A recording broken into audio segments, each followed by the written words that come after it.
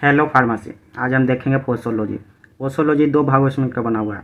पोसोस जिसका मतलब होता है हाउ मच, लॉजोस जिसका मतलब होता है स्टडी ऑफ साइंस, मतलब कितना लेना, इसी के बारे में स्टडी करना है। It is delivered from the Greek word posos which means how much and logos which means science, मतलब कितना लेना, इसी बारे में स्टडी करना है। अब इसका डिफिनेशन देखते हैं। Posology is a branch of a pharmacy medical science which deals with dose of drugs. Posology एक फार्मेसी का ब्रांच है जिसमें डील्स करते हैं कि ड्रग को कितना देना है। Which can be administered to a patient to get desired pharmacological action, मतलब पेशेंट को दवा देना है, कैसे दवा देना है जिससे वो जल्दी से ठीक हो सके।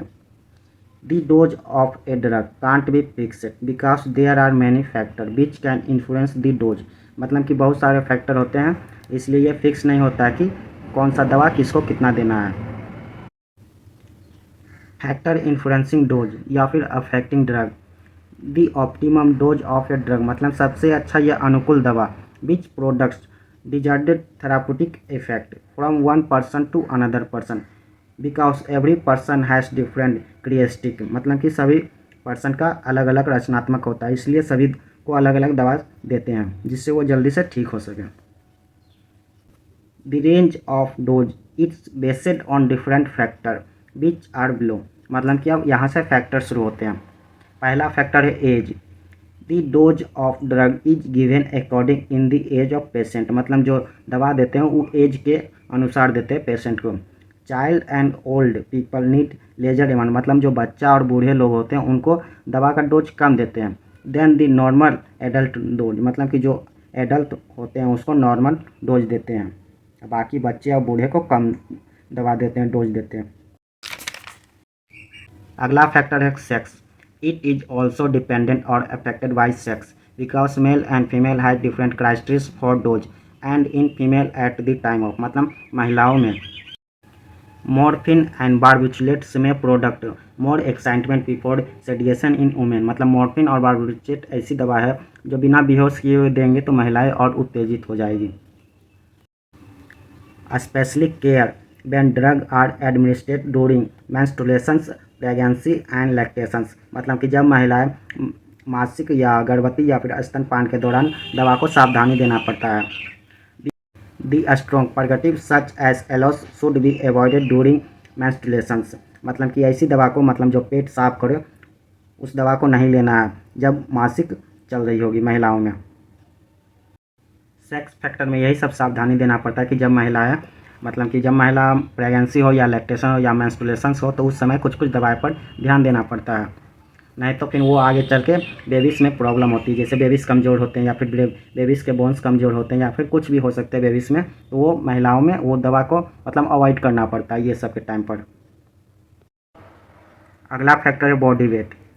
The average dose is mentioned either in terms of mg पर kg body weight between 50 to 100, मतलब कि जिसका बॉडी वेट 50 से 100 kg है तो उसको एवरेज डोज देंगे। पर heavy weight person want more high dose, मतलब जिसका मतलब हैवी वेट रहेगा उसको डोज थोड़ा ज़्यादा देंगे। And a small person what less dose, मतलब कि जिसका वेट कम रहेगा उसको थोड़ा दवा में कम डोज देंगे। The dose may be not applied in case of obvious patient, मतलब कि जो मोटा हो, चिल्ड्रन मतलब बच्चा, और मॉलनुलेसियस पेशेंट, मतलब कि जो कुपोषित बच्चा हो, वो सब पर ये अप्लाई नहीं होगा, उसके लिए आपको फिर पोसोलॉजी यानी कैलकुलेशन करना पड़ेगा। अगला फैक्टर है रूट ऑफ एडमिनिस्ट्रेशन, मतलब कि दवा को कैसे देना है, कौन से रास्ते से देना है, माउथ के द्वारा देना है या फिर इंजेक्शन के द्वारा देना है, वही इसमें देखेंगे।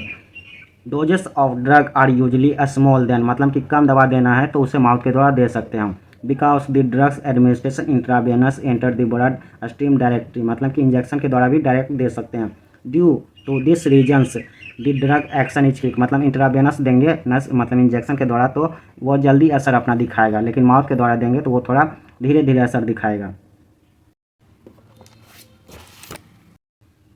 अगला फैक्टर है time of administration. The presence of food in the stomach delay the absorption of drug, मतलब कि अगर खाना खाने के बाद दवा को देंगे तो वो दवा का असर धीरे धीरे काम करेगा। The drug are more absorb from the empty, मतलब कि अगर पेट खाली रहेगा, खाली पेट दवा लेंगे तो वो जल्दी अपना असर दिखाना शुरू करेगा। So that amount of drug which is very effective when taken before a meal, मतलब मील मतलब खाना, may be not be that much effect when then during और आफ्टर मील्स, मतलब कि यही हुआ कि टाइम ऑफ एडमिनिस्ट्रेशन, खाना खाने के बाद और खाना खाने के पहले। अगर खाना खाने के पहले दवा खाएंगे तो वो जल्दी अपना असर दिखाएगा, और खाना खाने के बाद खाएंगे तो वो धीरे धीरे अपना असर दिखाएगा। When taken before a meal may be not be that much effect, मतलब खाना खाने से पहले जो दवा खाएंगे वो उतना इफेक्ट नहीं करेगा। व्हेन टेकन ड्यूरिंग और आफ्टर मील्स, मतलब कि अगर खाना खाने से पहले दवा खाएंगे तो उतना इफेक्ट नहीं करेगा जितना खाना खाने के बाद दवा इफेक्ट करता है, क्योंकि खाना खाने के बाद जो खाना से स्रोत प्राप्त होता है, ऊर्जा प्राप्त होता है, वो मिलने लगता है, और दवा से भी जो मेडिसिन अपना इफेक्ट अच्छा से दिखाता है। अगला फैक्टर है इन्वायरमेंट फैक्टर, मतलब कि दिन या रात, जो भी दवा होता है, मेडिसिन होता है, वो रात में अच्छे से अपना इफेक्ट दिखाता है। Daylight and night effect drugs during administration drug in daytime is must higher than the dose of night, मतलब वही हुआ कि रात में ज़्यादा इफेक्ट करता है सुबह के मामले से। Example, alcohol is better tolerant in winter environment than in summer, मतलब कि अल्कोहल जो होता है ठंडी में ज़्यादा इफेक्ट दिखाता है गर्मी से। Hypnotics are more effective at night, hypnotics वो होता है वो भी रात में ज़्यादा इफेक्ट दिखाता है। अगला फैक्टर है इमोशनल फैक्टर, इमोशनल फैक्टर जो कि महिलाओं में ज़्यादा दिखते हैं। Emotional, the personality and behaviour of a physician may influence the effect of drug, personality और बिहेवियर जो होता है वो ज़्यादा प्रभावित करता है।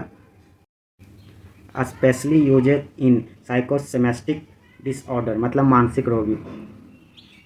The female are more emotional than male and require less dose of certain drugs, the dose from are called placebo, महिला जो होते हैं वो ज़्यादा इमोशनल होते हैं, इसलिए उसको थोड़ा लेस डोज देते हैं, डोजेस फ्रॉम को प्लेसबो कहते हैं।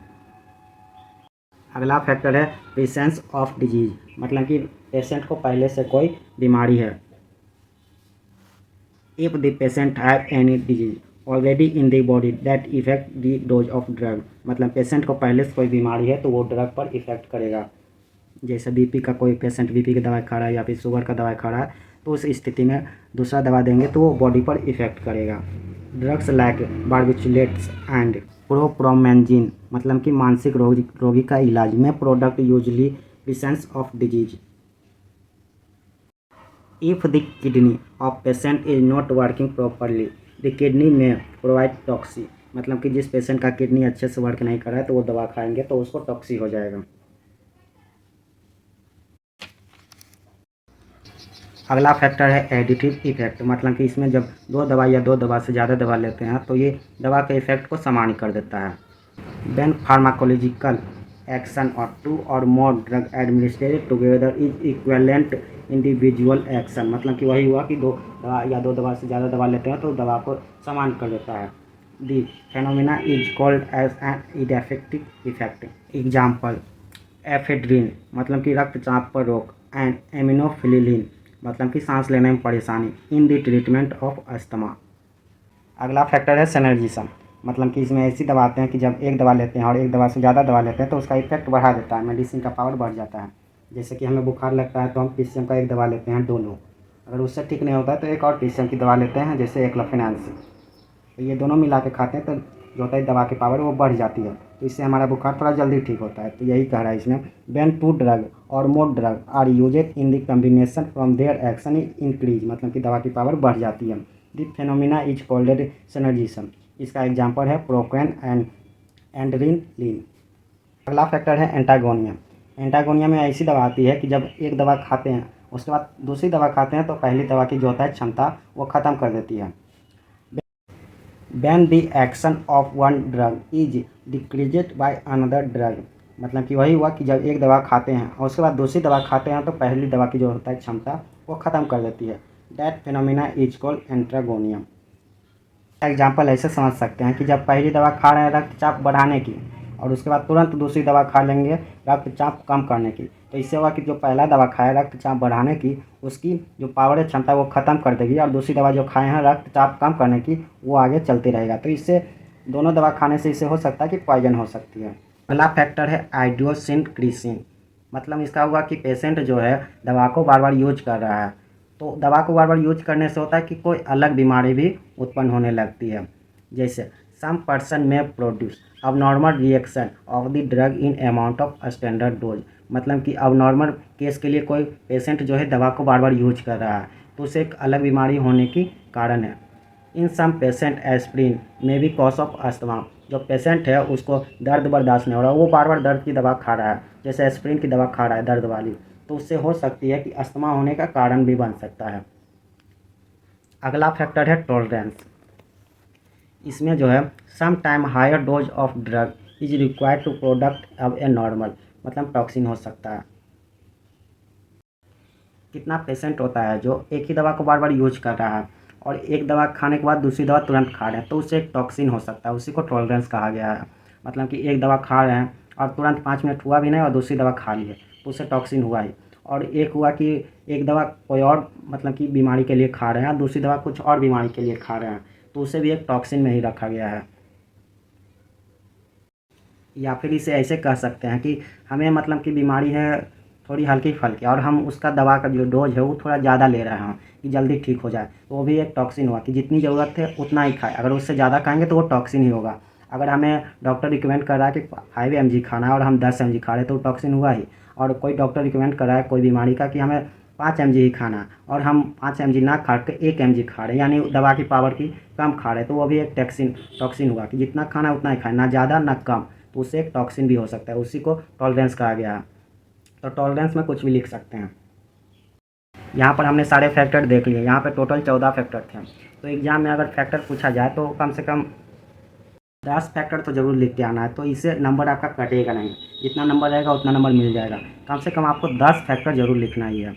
एग्जाम में ऐसे आ सकता है कि फैक्टर इन्फ्लुएंस डोज, क्वेश्चन ऐसे रह सकता है फैक्टर इन्फ्लुएंसिंग डोज या अफेक्टिंग ड्रग, या फिर ऐसे भी हो सकता है the range of dosages different factor, मतलब फैक्टर के बारे में रहेगा तो आपको कम से कम 10 गो जरूर फैक्टर लिख के आना है।